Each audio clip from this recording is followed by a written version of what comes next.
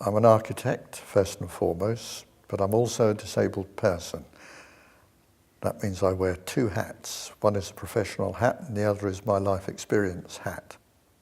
When I was first an architect for the first 10 years or so, I was completely oblivious of inclusive design. But in 1985 or thereabouts, everything changed because for designers, new legislation appeared that required us to consider people with disabilities. The question was, how are we going to do that?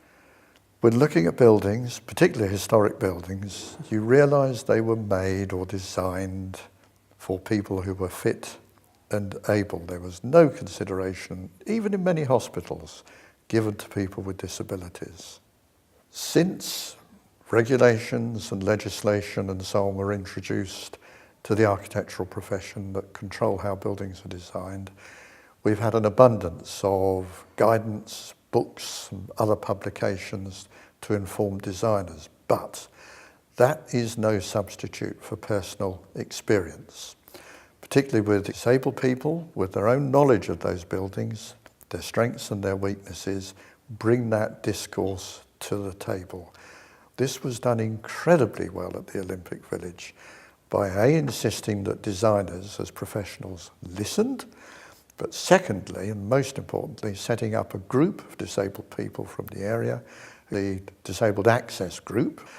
We needed to appoint people, it needed to be taken seriously and professionally, with that group learning how to conduct themselves and express their opinions to best effect in front of planners, designers, developers, and so on. That is quite a challenge. And how do you explain a complicated drawing to somebody who doesn't read plans? How do you explain that to somebody who might be blind or partially sighted, unable to see?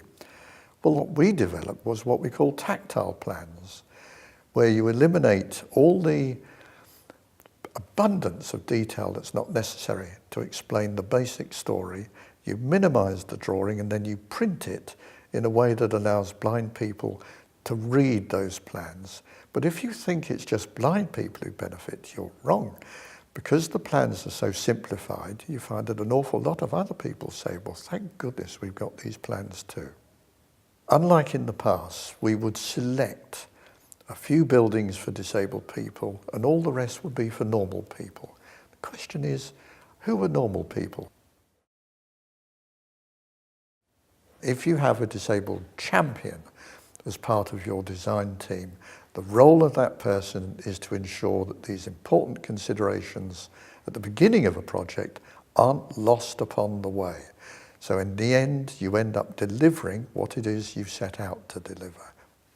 A building of real interest that we're involved with is known to Londoners as the Ironmonger Row swimming baths. Well, it wasn't just a swimming baths, it was a public baths, it was a laundry.